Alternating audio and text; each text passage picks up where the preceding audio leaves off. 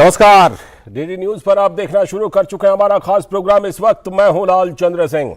अगले 1 घंटे में हम देखेंगे कुछ ऐसी बड़ी खबरें जिन पर चर्चा जरूरी है। ये चर्चा हम करेंगे अपने संवाददाताओं और मेहमानों के साथ। और आज सबसे पहले बात करेंगे माफिया अतीक अहमद के बेटे असद का यूपी एसटीएफ ने आखिरकार एनकाउंटर कर दिया है। एनकाउंटर में ढेर हो गया है माफिया का बेटा, और दूसरी तरफ माफिया को यानी अतीक अहमद की पेशी भी हुई है। इस पर करेंगे विस्तार से बात। और आज बात करेंगे कि जो विपक्षी एकता की कोशिशें हो रही हैं, दिल्ली में तो कोशिशें हो रही हैं, लेकिन मुंबई में फूट पड़ती हुई नजर आ रही है। बात करेंगे प्रधानमंत्री नरेंद्र मोदी ने रोजगार मेला के तहत 71,000 युवाओं को फिर से सरकारी नौकरी का नियुक्ति पत्र दिया है। और साथ ही कोशिश करेंगे कि कर्नाटक विधानसभा चुनाव में क्या कुछ चल रहा है इसका भी जायजा लें। लेकिन सबसे पहले इस वक्त की हेडलाइंस। उत्तर प्रदेश के माफिया अतीक अहमद के बेटे असद का एसटीएफ ने झांसी में किया एनकाउंटर। प्रयागराज शूटआउट के बाद से ही फरार चल रहा था असद। असद के साथ ही शूटर गुलाम का भी हुआ एनकाउंटर।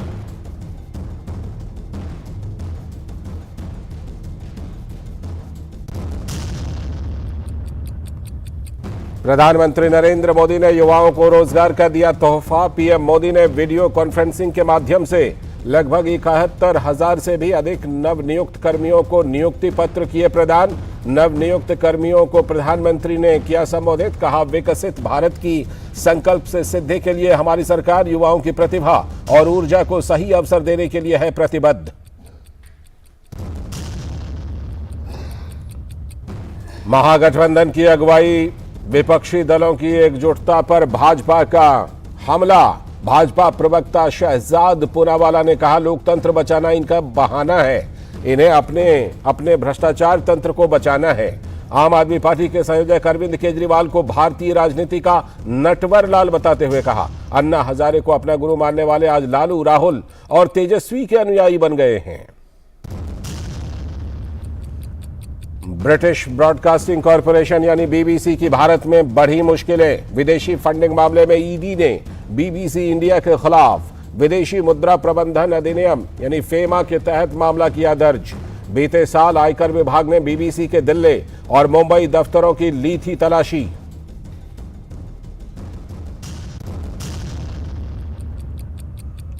G20 वित्त मंत्रियों और केंद्रीय बैंक के गवर्नरों की दूसरी बैठक जारी। वित्त मंत्री निर्मला सीतारमण ने वैश्विक आर्थिक चुनौतियों और बुनियादी ढांचे के वित्त पोषण सहित कई मुद्दों पर विचार किए साझा। साथ ही ब्रिक्स वित्त मंत्रियों और केंद्रीय बैंक के गवर्नरों और विश्व बैंक IMF की विकास समिति की बैठकों में भी लिया भाग।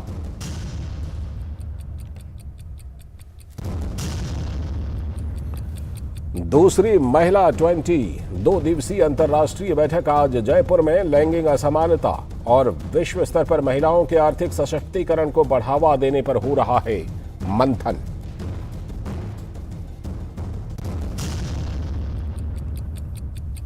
और देश में कोरोना संक्रमण के मामलों में वृद्धि। पिछले 24 घंटों में 10,158 नए मामले हुए दर्ज।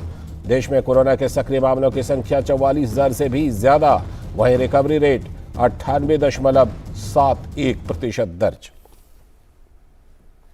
ये थी इस वक्त की हेडलाइंस। अब देखते हैं खबरों को विस्तार से। और सबसे पहले इस समय की सबसे बड़ी खबर, और वो सबसे बड़ी खबर है कि माफिया अतीक अहमद के बेटे असद का एनकाउंटर हो गया है। एनकाउंटर में ढेर हो गया है माफिया का बेटा। उमेश पाल हत्याकांड में आरोपी अतीक अहमद भी न्याय के कटघरे में हैं। राजनीति में अपराध की गठजोड़ का पर्याय बना अतीक का परिवार आज कानून के शिकंजे में। आज अतीक अहमद की कोर्ट में पेशी हुई और साथ ही भगोड़े बेटे असद और दूसरे शूटर गुलाम को यूपी एसटीएफ ने एनकाउंटर में ढेर कर दिया। प्रयागराज में हुए उमेश पाल हत्याकांड के मुख्य आरोपी असद और शूटर गुलाम पर राज्य सरकार ने 5 लाख रुपए का इनाम घोषित किया था। आज झांसी में दोनों शातिर बदमाशों को उत्तर प्रदेश एसटीएफ ने एक एनकाउंटर में ढेर कर दिया। आज झांसी में दोनों शातिर को किया गया ढेर। मुख्यमंत्री योगी आदित्यनाथ ने सदन में जनता को आश्वासन दिया था कि अपराधियों को मिट्टी में मिला देंगे, कानून का राज स्थापित करेंगे। आज आश्वासन ये पूरा हो रहा है। राजनीतिक संरक्षण में अतीक जैसे माफिया पले बढ़े और कानून व्यवस्था को बंधक बनाकर साम्राज्य खड़ा कर दिया। योगी राज में इनके ऊपर से राजनीतिक संरक्षण हटते ही उत्तर प्रदेश में अतीक अहमद जैसे माफिया न्याय के घेरे में आ गए। जिस शहर में अतीक अहमद की कभी तूती बोलती थी, वहीं आज कोर्ट में उसके विरोध में लोग नारे लगा रहे हैं। कैसा बदलाव आया है। असद के एनकाउंटर पर लोग योगी जिंदाबाद के नारे लगा रहे हैं। यह कानून के राज की तस्दीक करता है। पिछले 3 दशक से अतीक अहमद के परिवार ने विधायकी से लेकर सांसदी तक के चुनाव जीते और अपना गैर कानूनी कारोबार पूरा बढ़ाया। लेकिन आज की इस घटना ने साबित कर दिया कि सरकार इकबाल से चलती है और योगी सरकार ने अपना इकबाल दिखा दिया है।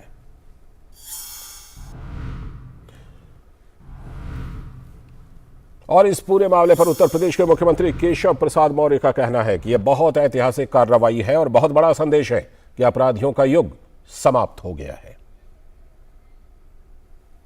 उत्तर प्रदेश पुलिस और एसटीएफ के जवानों को बहुत बहुत बधाई देता हूं। उत्तर प्रदेश सरकार की ओर से, उत्तर प्रदेश की 25 करोड़ जनता की ओर से।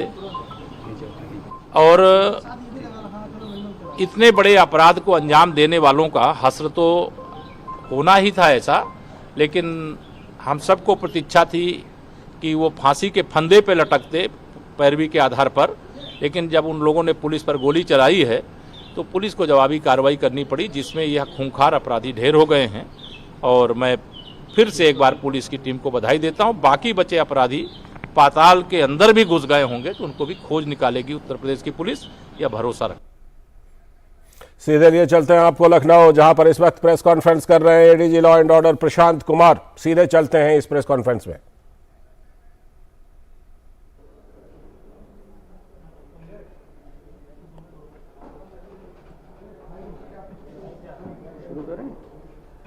लोग आ गए सभी।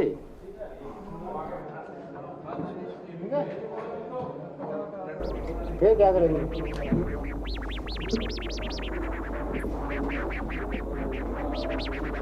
आप सभी साथियों का इस प्रेस कॉन्फ्रेंस में स्वागत है।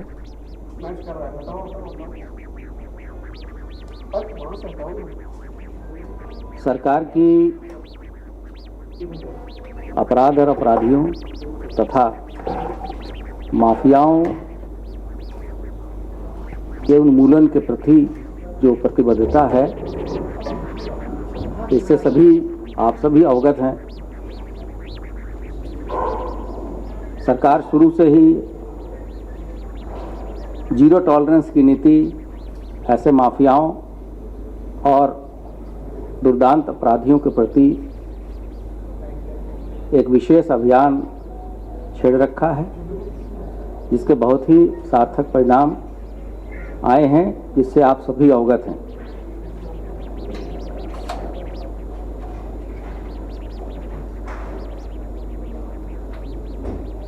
चौबीस फरवरी को एक बड़ी घटना प्रयागराज के धूमनगंज थाना क्षेत्र में घटित हुई, जिसमें कि एक महत्वपूर्ण गवाह उमेश पाल की हत्या गाड़ी सवार कुछ बदमाशों ने फायरिंग एवं बम फेंक के की थी। इसमें हमारे 2 बहादुर साथी भी, जो कि उस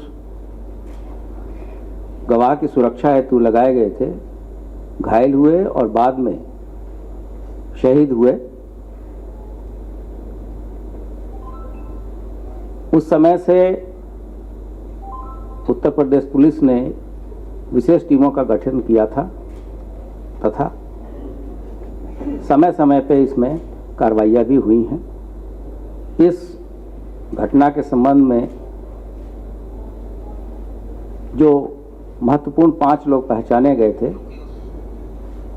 उन पे पहले स्थानीय स्तर पे, फिर पुलिस महानिदेशक के स्तर पे 2.5 लाख का इनाम तथा उसके बाद शासन स्तर पे 5-5 लाख के इनाम घोषित हुए थे। वो अपराधी जिन पे 5 लाख का इनाम घोषित हुआ था, उसमें अरमान, असद, गुड्डू और साबिर शामिल थे।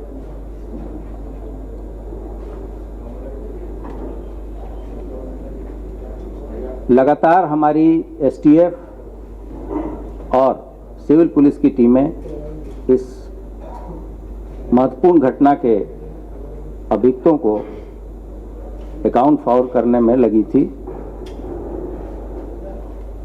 जैसा कि आप सभी अवगत हैं कि इस घटना के संबंध में पुलिस की वारंट बी इसके लेके टीम दो महत्वपूर्ण जगहों पर गई थी तथा साबरमती तथा बरेली से जो इसमें दो साजिशकर्ता नामजद थे एफआईआर में, उनको लाया गया था। इस तरह के इंटेलिजेंस इनपुट थे कि स्थानीय स्तर पे या रास्ते में कॉन्वॉय पे हमला करके अपराधियों को छुड़ाया जा सकता है और जिस तरह की जघन्य हत्या इन लोगों ने 24 फरवरी को की थी, उसको देखते हुए हमारी स्पेशल फोर्सेस तथा सिविल पुलिस की विशेष टीमें लगाई गई थी। आज दिन लगभग 12:30 से 1 के बीच में एक सूचना के आधार पर जब कुछ लोगों को इंटरसेप्ट किया गया तो उस दौरान दोनों तरफ से गोलियां चली और उस पुलिस ऑपरेशन में हमारी एसटीएफ की टीम थी तथा उस मुठभेड़ में 24/2/2023 को जो दो अभियुक्त जिनको अपराधीकृत करते हुए सबने देखा है,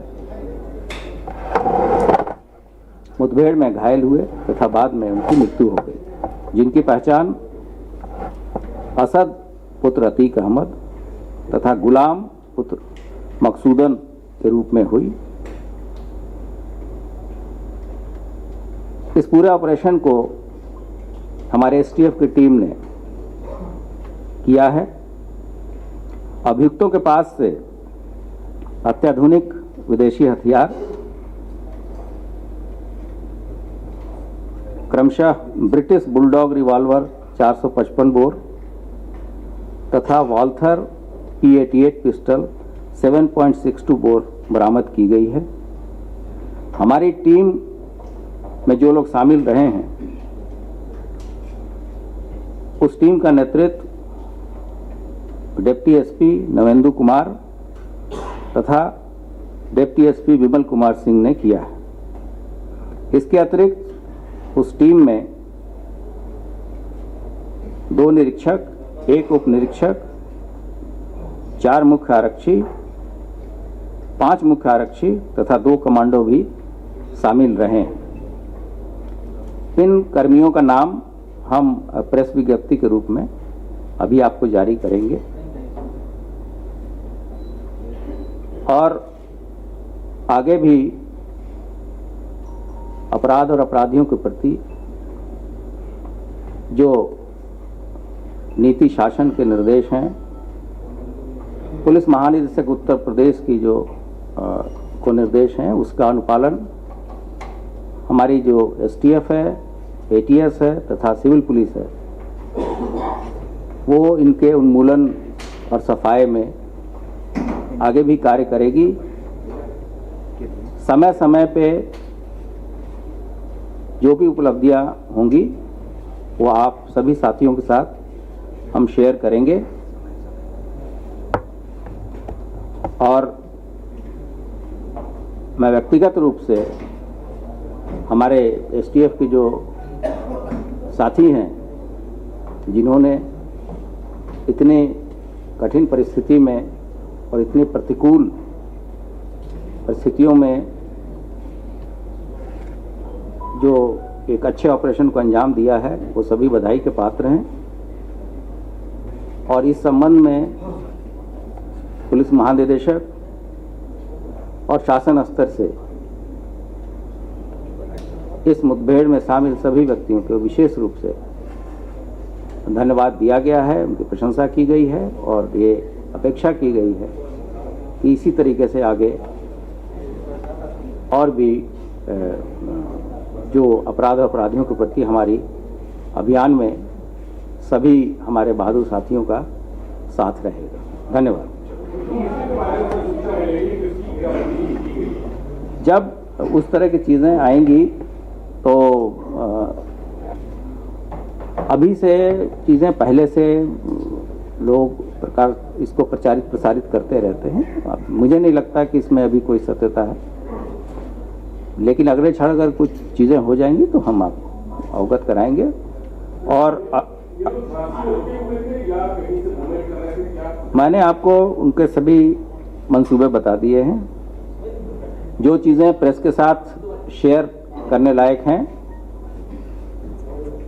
अन्य चीज़ें अभी ये घटना लगभग 1:15 बजे की है, तो चीज़ें धीरे धीरे और हमारी टीम मौके पे है और स्थानीय पुलिस भी आगे की जो कार्रवाई है इस संबंध में जो PUCL के गाइडलाइंस हैं मुठभेड़ के संबंध में, उसका हम लोग अनुपालन कर रहे हैं। और जो भी डेवलपमेंट होगा वो मैं पुलिस की जो अपनी ग्रुप है उसमें हम डालेंगे और आवश्यक होगा तो आपको बुला के भी अवगत कराया। इस प्रकार से लगभग अब तक पुलिस मुठभेड़ों में 183 बदमाश मारे जा चुके हैं तथा इस दौरान हमारे 13 पुलिसकर्मी भी शहीद हुए। धन्यवाद।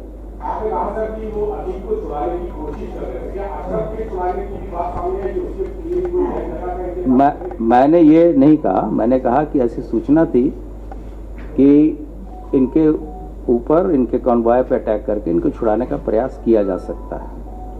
तो उन संभावनाओं को देखते हुए हम लोगों ने सभी तरह की प्रिकॉशंस और लिए थे। और क्योंकि जब कोई मूवमेंट इस तरह के अपराधियों का होता है तो पुलिस इस मामले में बहुत ही सजगता बरतती है और लगातार वरिष्ठ अधिकारी इसका अनुश्रवण कंट्रोल रूम के द्वारा किया जाता है। नहीं, जो मैंने बोला मैं फिर से रिपीट कर रहा हूं, इस तरह के सूचनाएं थी कि इनके कॉन्वॉय पे हमला करके पुलिस वालों को ओवर पावर करके या उस अटैक में वो कुछ भी कर सकते थे, ये अपने बदमाश को छुड़ा सकते हैं।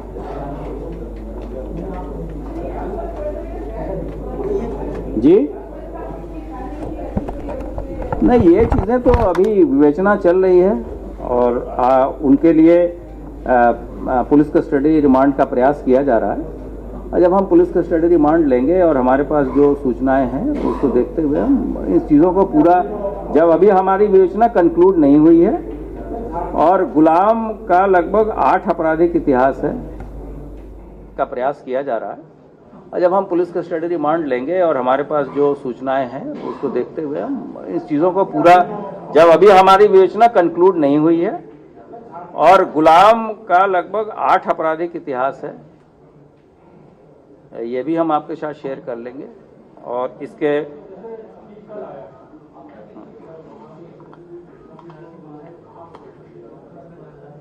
नहीं, ये तो ऑपरेशनल डिटेल की चीजें हैं।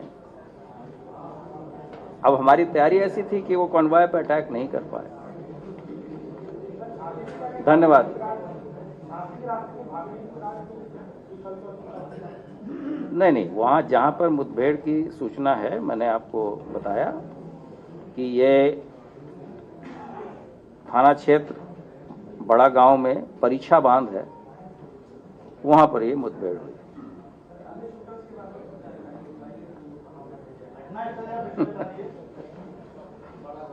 जब आएगी तो सूचना आपको देंगे। जी, वो आपको भी मिल जाएगा। Thank you. 2017 से जो मैंने अपने नंबर बताया, तो हाँ, हम आपको दे देंगे। किनके? नहीं, अब उसकी कोई आवश्यकता नहीं है। सभी उत्तर प्रदेश पुलिस के बहादुर जवान थे, बस ये।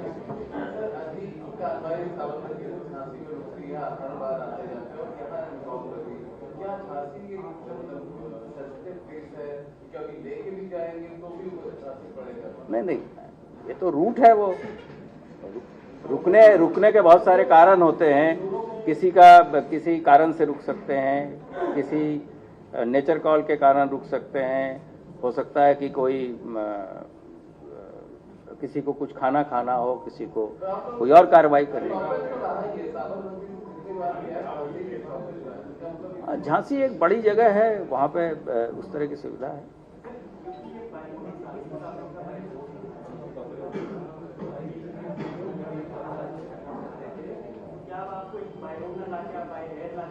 नहीं, ऐसी कोई आवश्यकता नहीं है। हमारी टीम पूरी तरीके से इक्विप्ड थी, आपको बताया गया। ऐसी कोई बात नहीं है। ये तो अभी मैंने कहा कि हमारे लोग वहाँ अभी FIR दर्ज करा रहे हैं, पोस्टमार्टम होगा, सभी चीज़ें जो PUCL की गाइडलाइंस है उसके हिसाब से किया जाएगा, फिर आपको हम अवगत। धन्यवाद। किसका?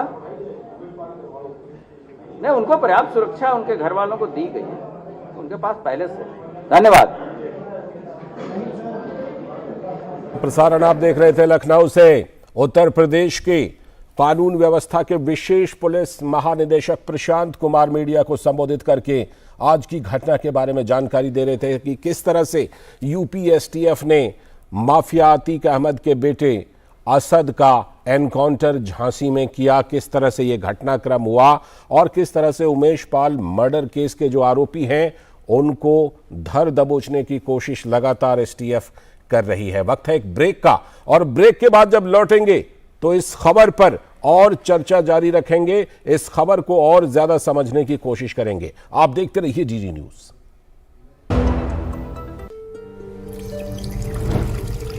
तुम माँ तो नहीं हो, पर तुमने मुझे नया जीवन दिया है। तुम डॉक्टर तो नहीं हो, पर तुमने मेरे बच्चे को रोगों से बचाया है। तुम टीचर तो नहीं हो, पर तुमने हमारे स्कूल में बच्चों की संख्या बढ़ाई है। तुम सिर्फ नल नहीं, हमारा बेहतर आज और कल हो। प्रधानमंत्री जी के जल जीवन मिशन के साथ आओ बनाएं आत्मनिर्भर भारत।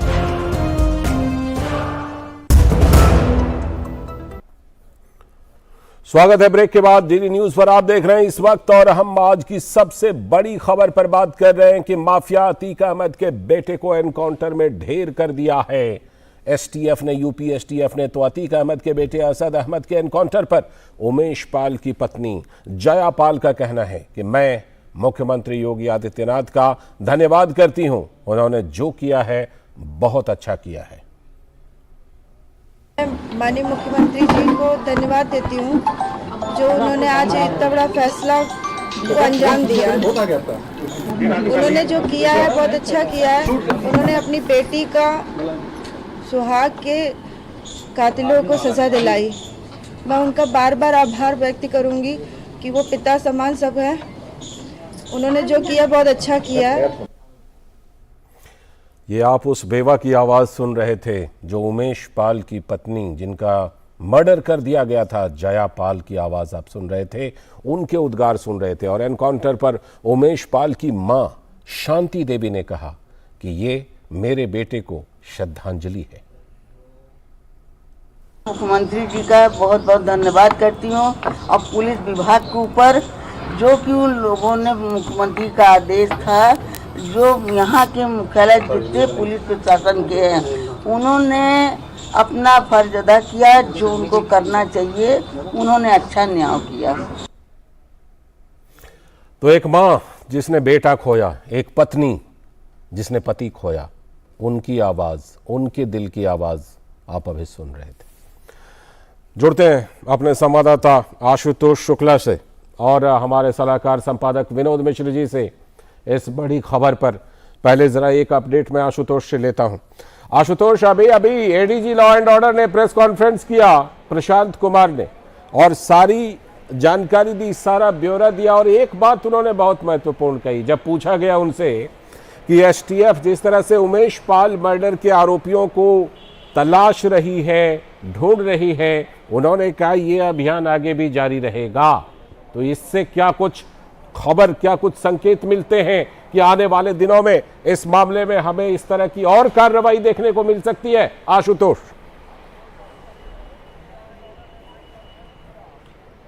बिल्कुल लालचंद, ये कार्रवाई ना आखिरी है ना अंतिम है। पुलिस भी इसको जानती है, उत्तर प्रदेश की सरकार भी जानती है, और उत्तर प्रदेश सरकार की मंशा क्या है इसको भी कहीं न कहीं जो है उत्तर प्रदेश की पुलिस समझती है। माफियाओं का समूल नाश, जिसको लेकर के उत्तर प्रदेश के मुख्यमंत्री ने विधानसभा के भीतर कहा था कि मिट्टी में मिला दूंगा, वो केवल अतीक तक या अतीक के परिवार तक नहीं सीमित है, बल्कि उत्तर प्रदेश में माफियाओं की एक लंबी सूची है। और उस लंबी सूची के तमाम सारे जो है माफिया इस समय जेल में बंद हैं, जिनके संगठित अपराध थे, जिनके संस्थागत स्वरूप हो चुके थे, जो विभिन्न प्रकार के व्यवसायों में, चाहे वो जमीनों को हो, चाहे खदानों को हो, लेकर के वो जो है लगातार सक्रिय थे, उत्तर प्रदेश की जनता को पीड़ित किए थे। और जिस तरह से आपने अभी जयापाल और उनकी मां के आवाज को सुनवाया, मैं आपसे बताना चाहूंगा कि 100 से अधिक मुकदमे जो है गंभीर किस्म के अतीक अहमद के ऊपर हैं। कितनी जयापाल और कितनी उनकी मां जो है अपने बच्चों और अपने पति के लिए जो है आज भी रोती रही होंगी, लेकिन सबको इस बात का संतोष है कि इस तरह से एक बहुत बड़े स्तर पर माफिया बने व्यक्ति को जो है किस तरह सरकार ने छोटा करने का काम किया है। और उस आक्रोश को अगर देखना है तो आप देख लीजिए, जिस इलाहाबाद में अतीक अहमद की तूती बोलती थी, उसी इलाहाबाद की कचहरी में उनको बोतल फेंक करके मारा जाता है, गालियां देते हैं लोग, और साथ में अगर पुलिस की सुरक्षा ना हो तो मारने पीटने जैसी स्थिति बनती है। कितनी घृणा और कितना आक्रोश लोगों में, आम लोगों में हो सकता है। और यही कारण है कि कल जो बयान दिया था अतीक अहमद ने, कहा कि हमको मिट्टी में मिला दिया है, मुझे अब रगड़ा जा रहा है। और आज जिस तरह से उसे जब अदालत में सूचना मिलती है तो वो जिसका नाम सुनते ही लोग बेहोश होते थे, अतीक अहमद जो है पुलिस की कार्रवाई से खुद बेहोश होता है। और 7 दिन की पुलिस रिमांड पर है। अभी तमाम सारी इसकी परतें खोली जानी है। अभी कई सारे और अभियुक्त और षड्यंत्रकारी इसमें जो शामिल रहे हैं उनको भी सामने लाने की पुलिस की जरूरत है। वो कहीं न कहीं कानूनी रूप से अदालत में चार्जशीट करने के लिए और बहुत सारी जरूरतों को पूरा करने के लिए उसकी भी आवश्यकता होगी। यही कारण है कि 7-7 दिन की रिमांड पर अतीक और अशरफ को जो है अदालत ने जो है रिमांड पर दिया है पुलिस को। और ये 7 दिन की जो रिमांड होगी उसमें पुलिस की पूछताछ बड़े मायने रखती है, क्योंकि इनका जो काकस है, जो इनका रैकेट है, उसको भी खोलने के, कई परतों को जो है खोलने की पुलिस की आसानी होगी। कहाँ तक इनके रूट है, कहाँ तक जड़ें हैं, कहाँ से इनको इनको पैसा आता है, और कितने सफेद पोस्ट भी इनके साथ जुड़े हुए हैं, उन सब की भी बातें सामने आएंगी। बिल्कुल, लौटता हूं आपके पास आशुतोष, और इस खबर को समझने के लिए अपने सलाहकार संपादक विनोद मिश्र जी का मैं रुख करता हूं। आशुतोष ने एक बयान का हवाला दिया विनोद जी, वो विधानसभा के अंदर का बयान था कि मिट्टी में मिला दूंगा। बयान हमें वो भी याद है जब 2017 में योगी पहली बार मुख्यमंत्री बने थे, तो बोला था माफियाओं को मैं कहता हूं कि वो या तो सुधर जाएं या उत्तर प्रदेश की धरती को छोड़कर कहीं चले जाएं। लगता है उसके बावजूद अतीक अहमद जैसे अपराधियों ने उस बयान से भी सबक नहीं लिया था, तभी आज ये दुर्दशा देखने को मिल रही है अतीक अहमद जैसे अपराधियों को। लाल जी, अभी आपने जो सुना है प्रशांत कुमार जी का, मैं पहले उस पर आता हूँ कि एडीजी लॉ एंड ऑर्डर का आपने देखिए कि कितना बेबाकी से उस सारी चीज़ों को रख रहे थे। ये एक राजनीतिक इच्छा शक्ति का जो ये प्रदेश है, जिसमें इकबाल का जो शासन है और कानून का राज होता है, तो कैसे पुलिस ऑफिसर उन सारी चीज़ों को लेके आते हैं और मीडिया से मुखातिब होते हैं। ये एक साफ उसके एक आप देख रहे थे कि उसकी तस्दीक करते प्रशांत कुमार दिख रहे थे। और उसमें जब उन्होंने बताया कि अब तक योगी के राज में आप देखिए कि 2017 से 179 ऐसे लोग हैं जो क्रिमिनल और सातिर माफिया के जो रहे हैं, जिनका बैकग्राउंड रहा है और जिनके चर्चे से वहाँ के लोगों में, वहाँ के आम लोगों में एक दहशत होती थी। उसमें 179 लोग मारे गए इनकाउंटर में। उसमें 13 से ज़्यादा पुलिसकर्मियों की भी शहीद हुए हैं, उनको भी इस इनकाउंटर में वो भी मारे गए हैं। लेकिन सबसे बड़ा सवाल है कि इस कानून के राज को इस्टेब्लिश करने में ये आसान काम नहीं था। ये एक मजबूत राजनीतिक इच्छा शक्ति के ही बल पे ये हो सकता था। बिल्कुल। कि आप इसका एक उदाहरण आप सीधे सीधे एक अतीक अहमद से देख सकते हैं कि प्रयागराज के एक छोटे से इलाके में एक तांगा चलाने वाला परिवार का बंदा, और वो आते आते माफिया डॉन कैसे बन जाता है, पूरे पूर्वांचल में उसकी एक तूती बोलती थी। ये कैसे संभव हुआ? आप ये सोच लीजिए कि उसके परिवार में कम से कम वो 6-6 बार का विधायक होता है, सांसद होता है, और ये राजनीतिक जो गठजोड़ है, जो अपराधी कहते हैं ना कि राजनीति का अपराधीकरण, ये पूरा अपराधीकरण का ही राजनीति हो गई थी। जो यूपी में अलग अलग जिस तरह से सत्ता में बनते हुए, चाहे मायावती हो, चाहे वह सपा के मुलायम सिंह हो, इन सबके राज्य में जो ये गठजोड़ रहा था और इनको ये प्रश्रय मिला था। आप ये देखिए कि एक छोटे एक इलाके में उसने एक घटना को पहले दिन अंजाम दिया था अतीक अहमद ने। वो दौर था 70-72 के दौर का। आप उसको याद कीजिए कि चांद बाबा के नाम से एक लोग थे वहाँ पे, जिनकी अपनी एक पकड़ थी वहाँ पे। सबसे पहले अतीक अहमद ने उसको हटाया और वहाँ पे राजनीति में उसने अपनी दखल की, क्योंकि उसको पता था कि वो जो माफिया का कारोबार में है, जो ये इलीगल अपना सारा काम कर रहा है, जो लैंड का काम कर रहा है, कब्जे का काम कर रहा है, वो बगैर राजनीतिक संरक्षण का नहीं हो सकता था। जब 1-2 बार पुलिस ने उस पर कार्रवाई की तो वहाँ के लोकल MP जो थे उसको थाने से छुड़ा के ले गए थे। ये सिलसिला से एक दिन में अतीक नहीं बनता है, एक दिन में ये असद नहीं बना है। कि आप देखिए कि जो राजू पाल सांसद रहे BSP के, उसके एक अंतिम गवाह है ये उमेश पाल था, और उसको किस तरह से दौड़ा के मारता है, वो पूरी CCTV पूरे देश के लोगों में और लोगों के सामने में है। वो इतना बड़ा खतरनाक, ये आप सोच सकते हैं कि परिवार का क्रिमिनल एक बैकग्राउंड बना था कि आप वो देखिए दिन दहाड़े एक लास्ट को उसका गवाह था जिसको खत्म करके अतीक अहमद को जेल से बाहर करना चाहता था, और उसमें उमेश पाल की हत्या हुई थी, और उसमें वही शूटर जो गुलाम और ये असद थे उनकी आज इनकाउंटर में मारे गए। तो ये कानून का जो मैं कह रहा हूँ राज, जब आप कह रहे थे अपनी रिपोर्ट में, वो एक दिन में नहीं होता, और उसमें सबसे बड़ी बात होती है कि वो राजनीतिक इच्छा शक्ति होती है। बिल्कुल। और राजनीतिक इच्छा शक्ति की बात जब आप कहते हैं तो ये जब आज कुछ लोग नैरेटिव दे रहे हैं, सपा के लोग या बाकी लोग जो बात अलग अलग तरीके से इस इनकाउंटर को और इस तरह के ह्यूमन राइट से भी जोड़ रहे हैं, उनको बताना जरूरी है कि ये किसी एक खास समुदाय को लेके आप अगर इस चीज का नैरेटिव करते हैं तो अभी आप देख लीजिए कानपुर का वही इसी में अभी विकास दुबे जैसा एक क्रिमिनल आदमी था जो 11 DSP सहित 11 से ज्यादा लोगों को उसने कत्लेआम किया था, और वही उज्जैन के से लाते समय में उसकी गाड़ी पलट गई थी और उसकी मौत हो गई थी। तो ये कार्रवाई जो है कोई ऐसा एक पर्टिकुलर एक समुदाय या एक व्यक्ति के लिए नहीं है। जब अगर ये माफिया पे आप बात करते हैं तो जब तक आप पूरे माफिया पे कार्रवाई करते हुए नहीं दिखेंगे तब तक आपका इकबाल नहीं बनेगा। और ये योगी इकबाल का सबसे कम ये आदर्श दिखाया है कि माफिया चाहे कोई भी हो, किसी समुदाय से हो, किसी वर्ग से हो, अगर उसका डाउन बनने की अपनी कोशिश करेगा तो वो बात जो एलानिया उन्होंने विधानसभा में की थी उसको साबित करके दिखाया। वो पूरा कर रहे हैं, चाहे विकास दुबे हो या फिर अतीक अहमद का बेटा असद हो, अतीक अहमद हो। लौटूंगा इस खबर पर, हम लोग चर्चा जारी रखेंगे विनोद जी और आशुतोष, लेकिन अभी वक्त है एक ब्रेक का। एक ब्रेक ले लेते हैं, फिर इस खबर पर हम चर्चा को आगे बढ़ाएंगे, क्योंकि आज की सबसे बड़ी खबर यही है कि गुनाहों का हिसाब योगी राज में हो रहा है। देखते रहिए DD न्यूज। तुम बॉडीगार्ड तो नहीं हो, पर तुमने हमारी रक्षा की है। तुम डॉक्टर तो नहीं हो, पर तुमने हमारी जिंदगी बचाई है। तुम टीचर तो नहीं हो, पर तुम्हारे कारण हम स्कूल आ पाई हैं। तुम सिर्फ शौचालय नहीं, हम गरीबों के लिए इज्जत घर हो। जिस शौचालय की बात करने में कभी झिझक होती, वो शौचालय आज देश की सोच का अहम हिस्सा हो गया। स्वच्छ भारत की आदत के साथ आओ बनाएं नया भारत।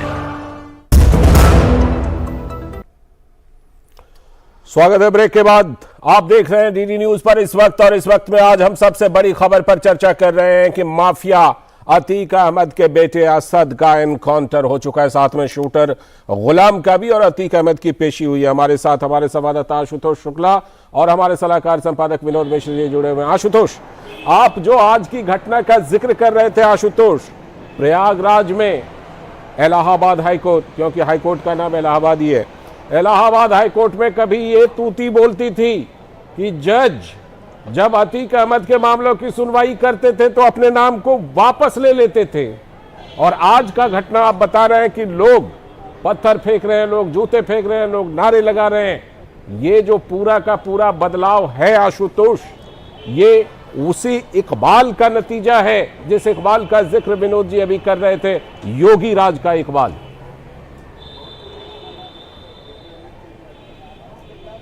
देखिए Lalchand, man to man policing नहीं की जा सकती है। विनोद जी ने जो कहा वो एकदम सत्य कहा, क्योंकि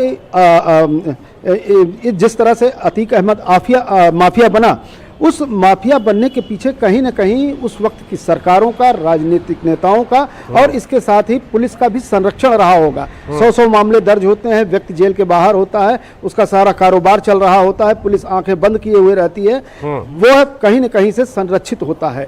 जबकि वह पुलिस जो है बेबस होती है राजनीतिक इच्छा शक्ति के आगे कि फला माफिया और फला अपराधी को हमें कुछ कहना नहीं है, बोलना नहीं है। लेकिन वही पुलिस जब संरक्षण पाती है कि इनके विरुद्ध कार्रवाई करनी है, जब सरकार का इकबाल होता है, तो वही पुलिस जो है, आज जिस तरह से प्रशांत कुमार ने अपनी प्रेस कॉन्फ्रेंस में दावा किया, बातें कही कि अभी और भी जारी रहेगा, तो निश्चित रूप से ये दम जो है राजनीतिक नेतृत्व से आता है, राजनीतिक नेतृत्व की नीयत से आता है। यही इकबाल होता है और यही इकबाल का शासन कहीं न कहीं अपराधियों को परास्त करता है, समाज के सभी लोगों को जो है सुरक्षा देने में कामयाब भी होता है। लालचंद रहिएगा हमारे साथ, विनोद जी आप भी रहिएगा। एलएन राव जो कि फॉर्मर डीजीपी हैं, पूर्व डीजीपी, वो हमारे साथ जुड़ रहे हैं इस खबर पर।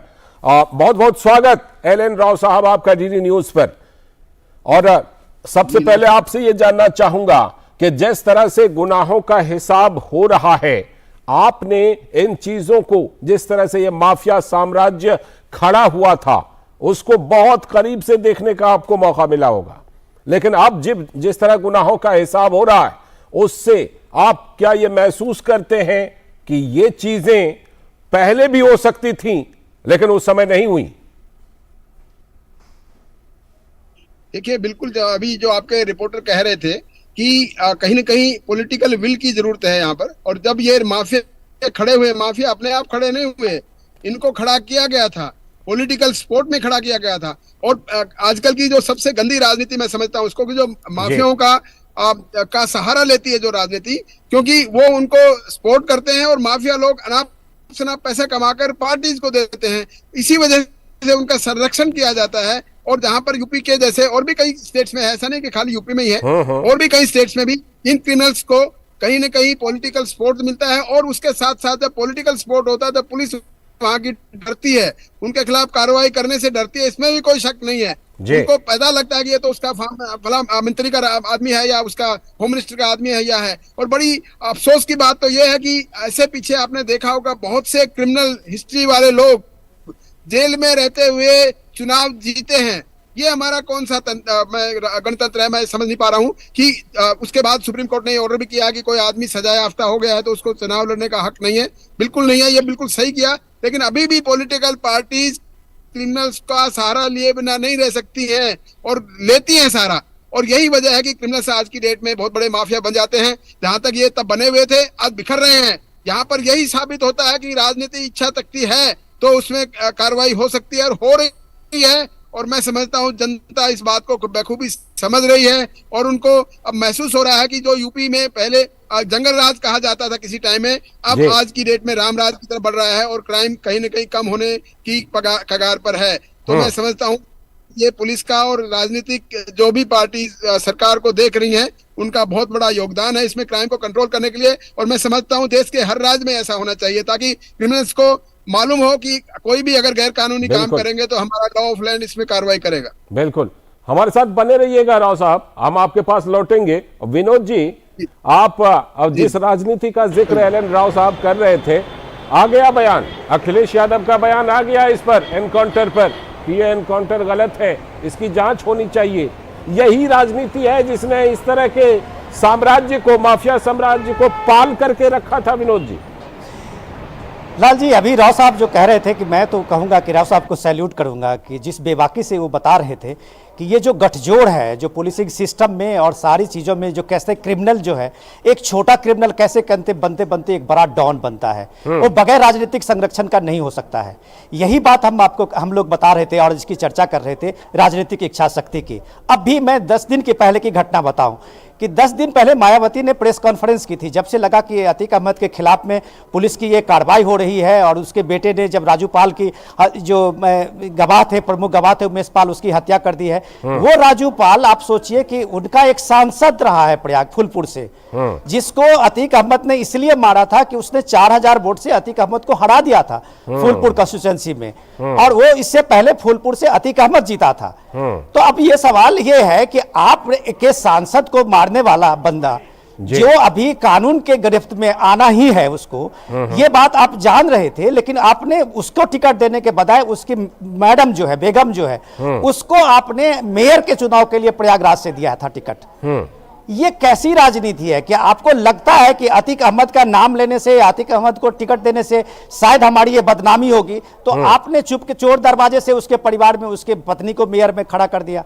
अब जब उसकी मेयर भगोरा हो गई है, उसकी पत्नी भगोरा हो गई है, तब जाके आपने प्रेस कॉन्फ्रेंस करके ये बात कही गई है कि मैं अतीक अहमद परिवार से किसी भी बंदे को टिकट देने नहीं जा रही हूं। ये आपको क्यों कहना पड़ा? ये राजनीतिक, ये आप कह रहे हैं कि ये इकबाल है। बिल्कुल, आज ये इकबाल अगर योगी सरकार ने दिखाया है तो पॉलिटिकल पार्टी से लेके हर राजनीतिक दल कम से कम माफिया को संरक्षण देने और माफिया को आगे बढ़ाने में 4 बार सोचेंगे। और कम से कम ये बात तो है कि सोशल मीडिया में आती हुई कोई तस्वीरें भी उनको कम से कम एक क्लैरिफिकेशन देने के लिए मजबूर कर देती है। तो ये सारी चीजें इसलिए हो रहा है कि पुलिस प्रशासन वहां कार्रवाई कर रही है, और जब कार्रवाई इक्वल रूप से होती है, सबके रूप में होती है, तो लोगों का विश्वास जगता है। और इस मामले में यूपी एसटीएफ ने बहुत कमाल का काम किया है। ठीक, राव साहब, आपसे एक सवाल जो कि मुझे लगता है कि बहुत सारे लोगों के मन में वो सवाल होगा, इसीलिए मैं आपसे पूछ रहा हूं।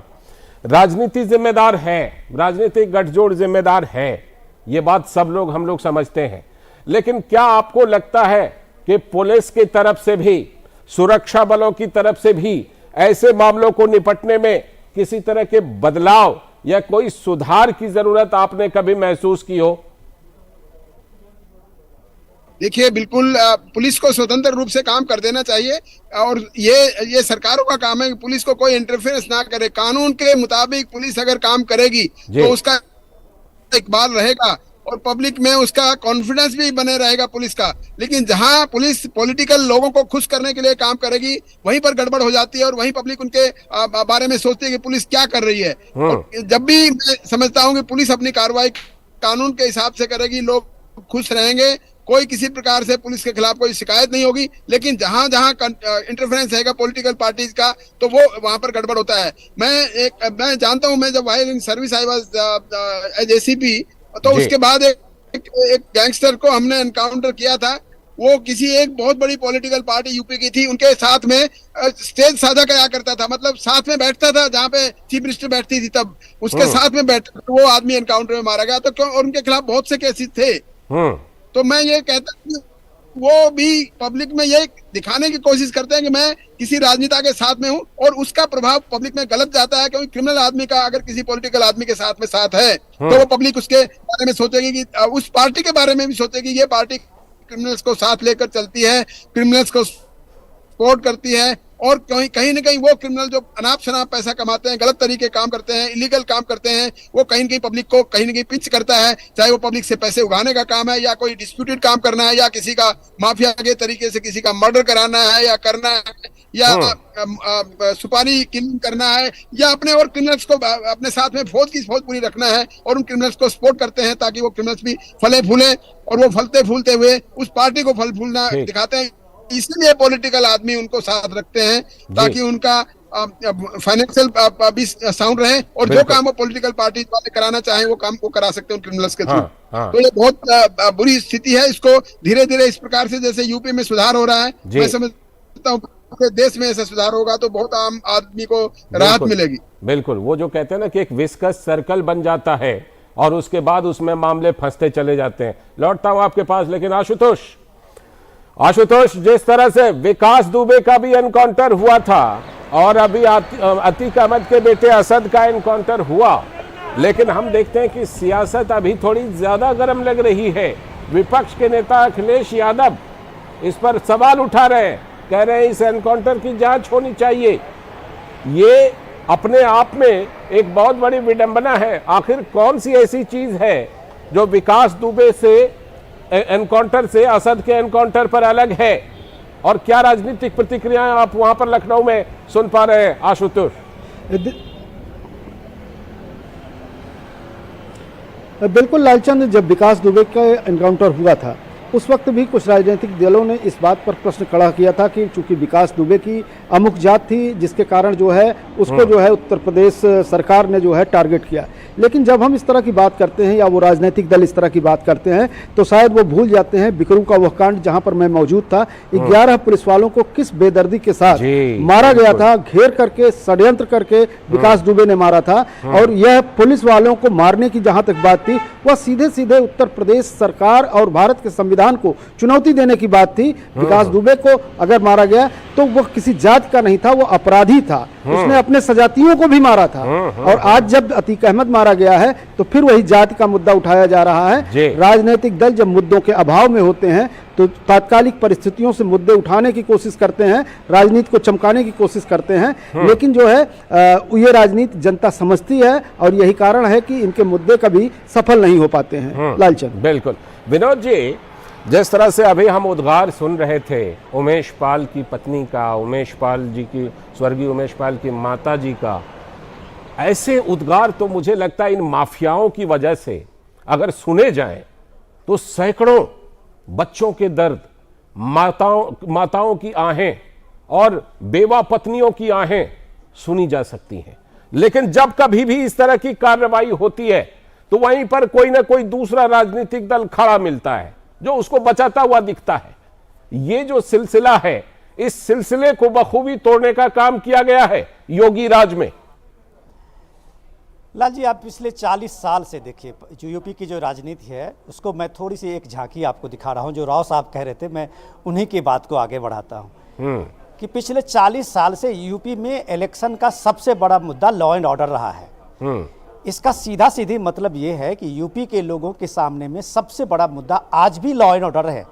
लोग इस जो कानून को लेके अपने हाथ में लेके जिस तरह से माफिया राज बनाए हुए थे यूपी में या बनाए हुए हैं आज भी यूपी में, आप देखिए कि जो हर पॉलिटिकल पार्टी का अपना अपना एक माफिया का डॉन उसके संरक्षण को देके उसको आगे बढ़ाते रहे हैं। ये सीधे सीधे उसका इम्पैक्ट गरीब आदमी होता है।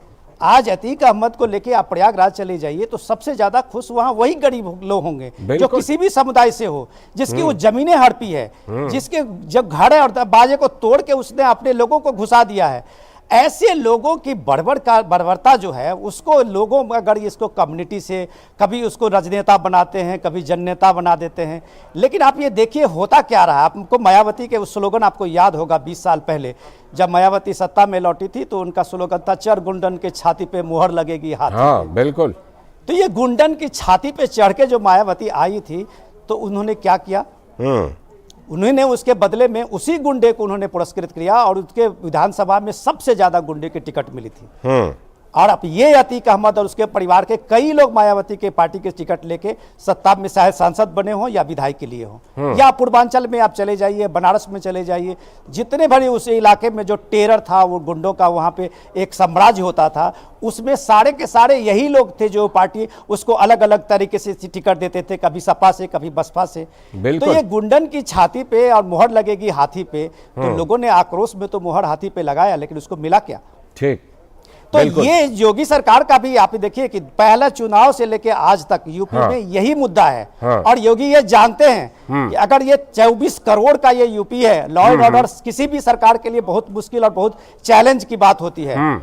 और इसमें अगर योगी ने एक तरीके से इस बात को लेके कानून का राज, अगर इस कानून का राज को एस्टैब्लिश किया है तो मैं आपको बता सकता हूं कि यूपी मतलब एक मिनी इंडिया होता है। इसका इंपैक्ट पूरे देश में होगा कि कानून का राज अगर यहां पे एस्टैब्लिश होता है तो दूसरे सरकारों को भी इस तरह से ये आईना दिखाएगा। और ये यूपी आज के तारीख में दिखा रहा है जो कानून के राज से लोगों को सबसे बड़ी राहत मिल सकती है, तो ये लोगों को यूपी में मिल रहा है। बिल्कुल, ये इंपैक्ट हमने 2022 में भी देखा था जब इसको सबसे बड़ा मुद्दा बनाकर योगी दोबारा सत्ता में लौटे थे। करेंगे इस पर चर्चा, बने रहिएगा हमारे साथ आप सभी। वक्त है एक ब्रेक का, ब्रेक के बाद जब लौटेंगे तो इस चर्चा को जारी रखेंगे। तुम गुल्लक तो नहीं, पर तुमने हमारे पैसे बचाए हैं। तुम्हारी वजह से ही 5 लाख तक का मुफ्त इलाज हो पाया है। तुम सिर्फ आयुष्मान कार्ड नहीं, हम गरीबों के लिए जीवन कवच हो। आयुष्मान भारत गरीब के जीवन को बचाने में अहम भूमिका निभा रहा है। 130 करोड़ लोगों के सामूहिक संकल्प और सामर्थ्य का भी प्रतीक है। सर्वे संतु निरामया के लक्ष्य के साथ आओ बनाएं नया भारत।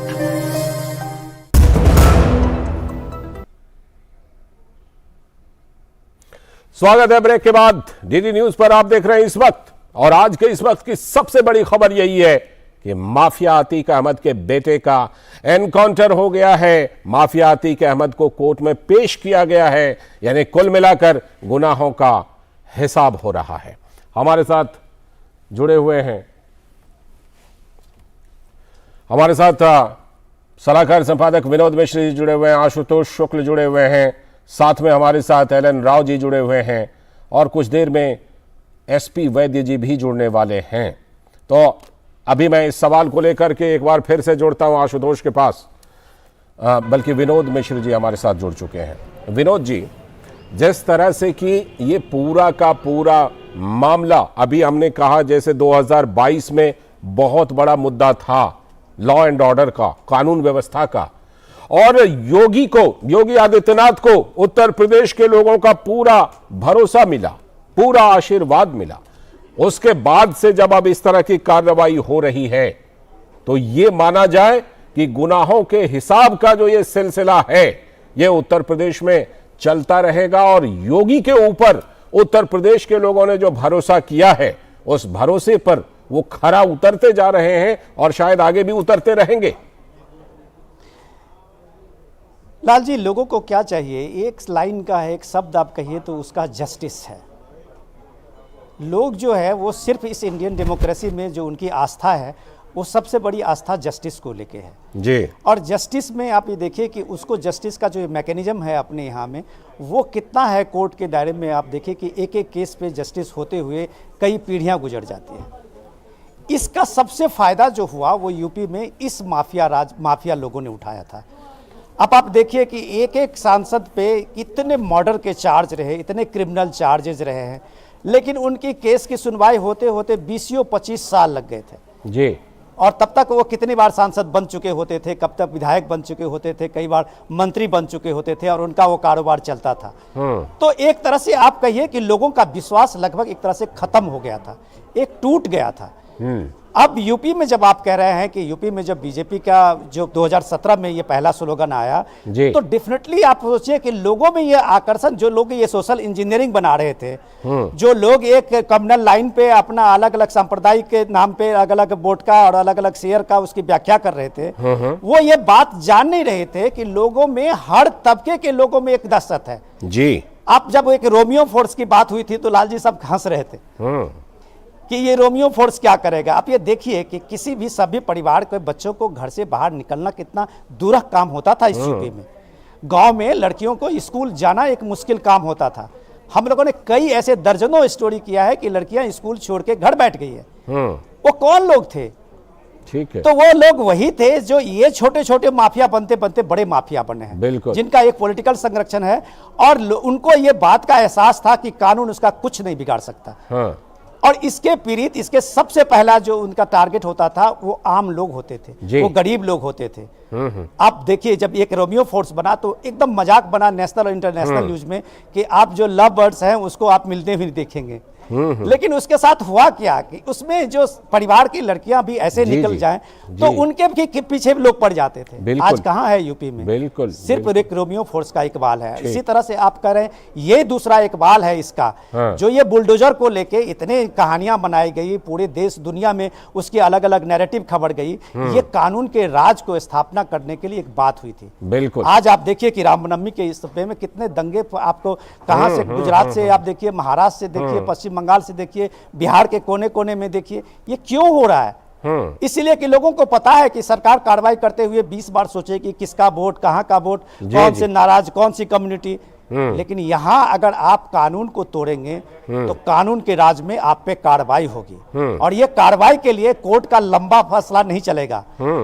कोर्ट के में आप अगर ये चाहेंगे कि यहाँ कोर्ट में हाजिरी लगती रहेगी या वकील अपीयर होते रहेंगे और लंबी छुट्टी लेते रहेंगे और उसके बाद उसका फैसला आएगा। आज फैसला मिलता है बिल्कुल, और ये जस्टिस मिलने की जो गारंटी योगी सरकार ने दी है, यही इकबाल है, यही कानून का राज है, यही कानून का राज है, यही इकबाल है। बहुत बहुत शुक्रिया विनोद जी जुड़ने के लिए, और आशुतोष आप भी लखनऊ से जुड़े हुए थे, बहुत बहुत शुक्रिया आप दोनों का इस खबर पर चर्चा करने के लिए।